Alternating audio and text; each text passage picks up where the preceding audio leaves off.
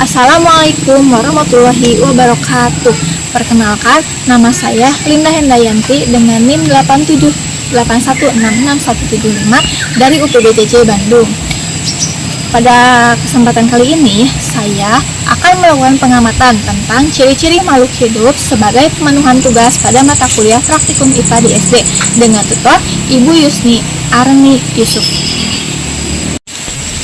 Nah, untuk alat dan bahannya, saya akan menggunakan tabel pengamatan dan alat tulis. Ada 5 tumbuhan yang menjadi objek pengamatan: pohon pisang, pohon jeruk, pohon pepaya, pohon sawo, dan pohon durian. Kemudian ada juga 5 hewan yang menjadi objek pengamatan: laba-laba, burung, jangkrik, ikan, dan semut. Yang pertama, pohon pisang. Pohon pisang tumbuh dan berbuah, daunnya besar dan lebar, serta berkembang biak dengan cara vegetatif alami menggunakan tunas yang tumbuh dari bagian akar atau bonggol induknya. Selanjutnya ada pohon jeruk. Pohon jeruk ini memiliki batang yang bulat, berbuah. Umumnya buahnya berwarna hijau dan dalam satu tangkai ini terdapat 2 buah. Buahnya ini memiliki rasa yang manis serta mengandung banyak air di dalamnya. Untuk bunganya berwarna putih dan baunya harum. Selanjutnya ada pohon pepaya. Pohon pepaya memiliki daun yang besar berbentuk menjadi yang tersusun spiral di bagian atasnya. Yang kedua, buahnya berbentuk bulat hingga memanjang dan biasanya ujungnya bisa meruncing. Yang ketiga, pohon pepaya ini berkembang biak dengan cara generatif menggunakan biji dan vegetatif atau melalui stek batang. Selanjutnya, pohon pepaya ini merupakan tanaman berumur pendek yang bisa tumbuh dengan cepat. Selanjutnya ada pohon sawo. Pada umumnya, pohon sawo dapat ditemukan di dataran rendah, tingginya bisa mencapai 30 hingga 40 meter. Memiliki batang bulat, keras, dan kuat. Pohon ini berkembang biak dengan cara generatif melalui biji dan vegetatif atau dengan cara pencangkokan. Selanjutnya ada pohon durian. Pohon durian ini dapat tumbuh hingga 20-25 meter, daunnya lonjong dan berwarna hijau. Pohon ini berkembang biak dengan cara generatif menggunakan biji dan vegetatif seperti sambung pucuk dan okulasi. Kemudian buahnya ini berukuran besar dan berbentuk lonjong dan memiliki duri yang tidak terlalu tajam.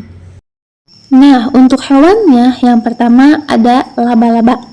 Laba-laba memiliki 8 kaki atau 4 pasang kaki, dapat tinggal di berbagai tempat. Laba-laba berkembang biak dengan cara bertelur di dalam kantung sutra yang dilindunginya.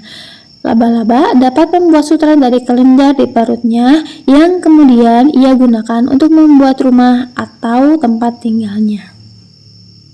Selanjutnya ada burung. Burung tubuhnya tertutup oleh bulu. Bulu ini berfungsi untuk terbang, melindungi tubuh, mengatur suhu, dan menarik pasangan.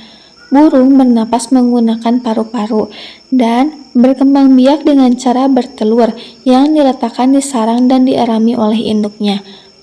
Burung ini memiliki sepasang sayap dan sepasang tungkai belakang yang digunakan untuk berjalan, bertengger, atau berenang.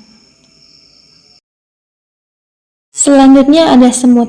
Semut hidup secara berkoloni besar yang terorganisir, memiliki sepasang antena yang berfungsi sebagai sensor untuk mencium bau dan berkomunikasi. Ciri khususnya, semut ini mampu membawa beban yang jauh lebih berat dari berat badannya sendiri. Selanjutnya ada ikan. Ikan merupakan hewan yang hidup di air, bergerak menggunakan sirip dan ekor, bernapas menggunakan insang untuk mengambil oksigen dari dalam air dan mengeluarkan karbon dioksida. Ikan ini berkembang biak dengan cara bertelur dan memiliki tubuh yang ditutupi oleh sisik dan lendir. Selanjutnya yang terakhir ada jangkrik. Jangkrik memiliki tubuh berbentuk silindris, memiliki 6 kaki dan 2 pasang sayap. Jangkrik memiliki antena panjang seperti benang, yang ukurannya bisa sama atau lebih panjang dari tubuhnya. Jangkrik ini berkembang biak dengan cara bertelur di tanah.